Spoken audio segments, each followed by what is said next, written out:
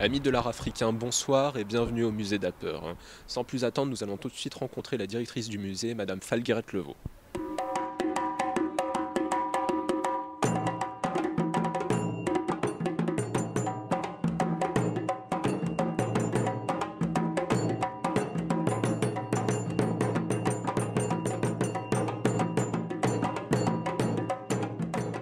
Alors Christiane Falguerette-Levaux, je suis le directeur du musée d'Apper et également commissaire de l'exposition L'Art de manger. Alors notre musée a été créé, les statuts ont été créés en 1983 à l'initiative de Michel Levaux qui était le premier président et mon mari qui nous a quittés il y a 2 ans et demi. Et donc le but était de mieux faire connaître les arts traditionnels de l'Afrique subsaharienne, notamment par des expositions, par l'attribution de bourses de recherche à des étudiants, à des chercheurs. Car Michel Levaux, qui était ingénieur, polytechnicien et puis patron d'une entreprise, il avait une très grande ouverture d'esprit, c'était un humaniste, quelqu'un de très motivé aussi, très généreux. Il s'était rendu compte que les arts de l'Afrique étaient mal connus, mal perçus à Paris, en Occident. À l'époque, il y avait le musée de l'Homme, le musée des arts africains océaniens, il n'y avait pas encore le musée du Quai Branly. Il y avait quelques expositions, je dirais plus, avec une dimension ethnographique, et la notion d'art plastique était pratiquement oblitérée par rapport aux œuvres provenant de l'Afrique. Donc nous avons créé cette fondation, ensuite ouvert le musée en 1986 parce qu'il fallait trouver un lieu pour exposer. Et de 1986 jusqu'à aujourd'hui, nous avons fait une quarantaine d'expositions avec des thématiques soit du type monographie, ça veut dire l'étude d'un peuple, d'une culture comme les Dogons du Mali, les Fang du Gabon, de la Guinée équatoriale et du Cameroun, ou alors des thèmes, je dirais, plus croisés, comme les signes du corps, où j'avais mis en regard les façons de marquer le corps, de parer le corps, avec des scarifications, avec des peintures, avec des ornements, en Afrique, en Océanie, en Inde, dans différentes cultures, pour montrer que les préoccupations sont communes au peuple, qu'ils se trouvent dans n'importe quelle partie du monde. Et c'est également le propos de l'exposition qui se tient aujourd'hui au musée, L'Art de manger. Nous souhaitions montrer que la façon de se nourrir, parce qu'il ne s'agit pas, ce n'est pas une exposition sur la cuisine, c'est une exposition sur les relations que les individus, qu'ils se trouvent en Afrique, en Insulinde, c'est-à-dire Philippines, Indonésie et en Océanie, les relations que les hommes, les femmes peuvent entretenir avec la nourriture. Ça veut dire tout d'abord comment on se nourrit, quel type d'aliments, mais aussi comment on va les préparer lors de certaines cérémonies et les objets qui sont liés à ces pratiques. Donc il y a la nourriture au quotidien, il y a la nourriture, je dirais, cultuelle, festive, les mariages, l'initiation, l'intronisation d'un roi, d'un chef. Donc ce sont des moments très importants de la vie où on ne mange pas n'importe quoi, on mange des aliments qui vont subir une préparation. Il y a certains gestes, on va mettre des ingrédients particuliers et on va partager. La convivialité est extrêmement importante dans ces cultures. La nourriture est un moyen de communiquer avec les autres, est un moyen d'être ensemble. De rappeler qu'on vit en groupe, en communauté et qu'on n'est pas seul face à son repas. C'est même au-delà de la famille proprement dite. C'est donc les cousins, les cousines, ce qu'on appelle une famille élargie. Ça veut dire qu'ils peuvent être 50, 60 et même le village tout entier parfois. Alors un autre aspect important, c'est aussi la nourriture, vecteur de communication avec le monde surnaturel, avec l'au-delà. Ça veut dire que les hommes et les femmes ont des relations avec leurs ancêtres. Donc on n'est pas coupé du monde, on entretient, je dirais, un dialogue, une parole avec le fondateur d'un lignage, c'est-à-dire d'un groupe qui porte le même nom. On entretient avec le père, avec le grand-père, avec tout le monde est disparu. Et donc la nourriture peut constituer une offrande. Au début de l'exposition, nous avons mis une maternité qui tient un enfant, même si elle est très érodée, qui provient du Cameroun. Et donc, c'est la première nourriture de l'individu, c'est le lait maternel. Ensuite, nous avons un parcours avec des récipients qui peuvent contenir de l'eau, des graines, des céréales. Donc, on ne mange pratiquement pas de viande. La viande est réservée aux festivités. Donc, en général, on va manger une sorte de bouillie ou de féculents. Et on ajoute des sauces pour agrémenter, pour que cela ait un peu de goût. Donc on a des plats, certains ont des tailles extrêmement larges, comme dans les îles Salomon, nous avons une pièce qui est assez énorme avec des poignées.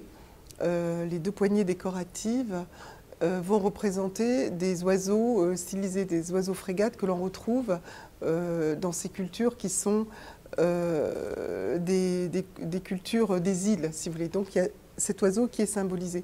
Mais ce plat énorme est un plat commun. On va sacrifier des porcs que l'on va faire cuire sur de la braise et les morceaux sont mis dans ce plat énorme que les convives vont venir prendre et déguster tous ensemble. Donc des objets différents de par leur facture, de par leur fonction. Il y a des cuillères. Par exemple, en Côte d'Ivoire, nous avons des cuillères très très grandes qui sont anthropomorphes. Ça veut dire qu'on a une partie de représentation humaine, ça peut être une tête, parfois des jambes. Et donc ces grandes cuillères servent à des femmes de notables, des femmes riches, des femmes de chefs de village.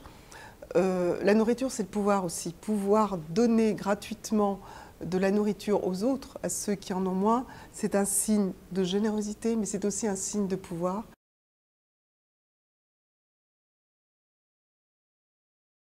Dans chaque exposition que nous organisons, il y a une place pour l'art contemporain africain qui n'a pas une très grande visibilité en France. C'est vrai que ces artistes, hormis les grandes manifestations qui ont pu se tenir à Beaubourg ou dans quelques galeries parisiennes, on voit très peu l'art contemporain africain. Donc l'idée, c'est de montrer que l'Afrique n'est pas uniquement penchée sur ses traditions, parce que les traditions évoluent. Aujourd'hui, les grandes villes donc ont parfois quelques distances avec les pratiques ancestrales, même si certaines demeurent, comme l'initiation ou les rituels autour des mariages. Mais dans l'ensemble, on n'a pas de sortie de masque dans les grandes villes, c'est plutôt dans les villages. Donc nous souhaitions, oui, effectivement, que ces artistes soient présents. Et Julien Viniquin, l'œuvre de Julien Viniquin prend sens par rapport à la thématique de l'exposition. Il est béninois, mais il vit en banlieue parisienne. Et moi, j'avais trouvé très intéressant à la fois ces peintures, donc les peintures qu'il a appelées Indigestion 1, Indigestion 2, où on voit sur la toile des assiettes en carton, de véritables assiettes en carton qui sont fixées sur la toile avec des coulées de peinture rouge, jaune, bleu, qui renvoient à la nourriture, je dirais, rapide, au fast-food, où on a des colorants.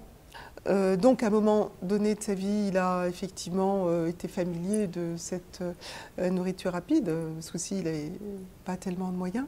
Donc c'est une dénonciation sur notre société de consommation par rapport à ce type de façon de s'alimenter. Et œuvre aussi très intéressante, c'est cette table et cette chaise qui sont recouvertes de clous. Donc l'idée, cette pratique, pour lui, il y a une sorte d'engagement, de dire l'Occident tient à distance les pays dits émergents qui n'ont pas les moyens d'accéder à la nourriture. Parce que pour moi, je ne pouvais pas organiser une telle exposition sur le côté cultuel, fastueux des objets, parce que les objets sont quand même raffinés, ils sont beaux, sans nous pencher, sans me pencher sur cette grande problématique de l'Afrique est l'un des continents où il y a le plus de difficultés pour avoir accès à la nourriture. Et quand on voit des enfants qui ont le ventre énorme parce qu'il n'y a pas de nourriture, ou les camps où ils fuient leur village, soit parce qu'il y a une guerre, ou soit parce qu'il y a une famine, c'est une question de conscience. On ne peut pas aujourd'hui, où qu'on se trouve, on parle beaucoup de comment nourrir la planète demain. Donc c'est une question qui se pose déjà aujourd'hui pour cette population. Enfin, ces populations d'Afrique. Donc l'œuvre de Viniquin fait sens par rapport à ça. Et cette table et cette chaise sont symboliques par rapport à ce questionnement. Il n'y a qu'une seule personne, enfin symboliquement c'est l'Occident, devant cette table qui, les clous, maintiennent à distance le reste du monde, les pauvres quelque part. Et les pauvres, c'est qui? On n'a pas besoin d'en dire plus.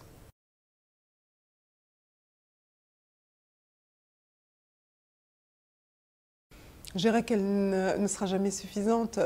Donc effectivement, Branly, c'est très différent d'Aper parce que c'est une grosse machine. C'est comme Beaubourg, ça veut dire qu'il s'y passe beaucoup de manifestations et ça ne concerne pas que l'Afrique. C'est beaucoup plus large, c'est un musée d'État, alors que nous sommes un musée public, alors que nous sommes privés, complètement privés, puisque c'est à l'initiative de mon mari et de moi-même que cet espace existe.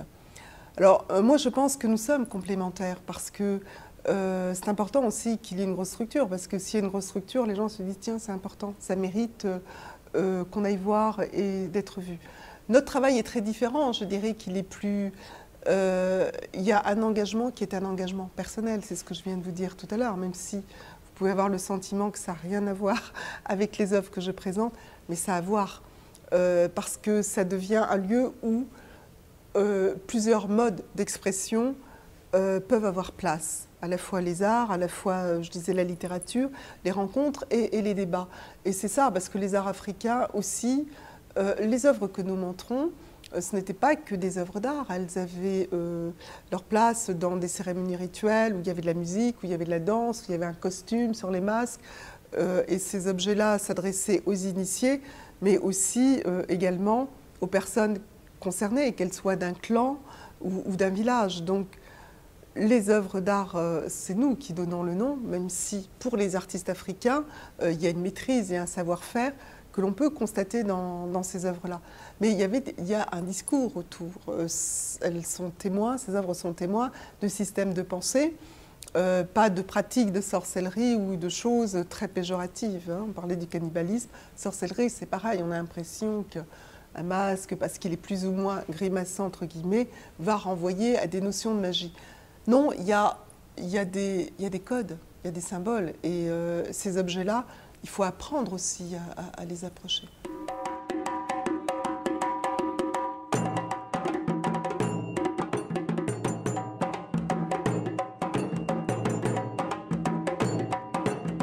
C'était donc Madame Falguerette-Levaux, directrice du musée d'Aper, où vous pouvez retrouver l'exposition L'Art de manger jusqu'au 12 juillet 2015. Euraf TV vous recommande fortement cette exposition.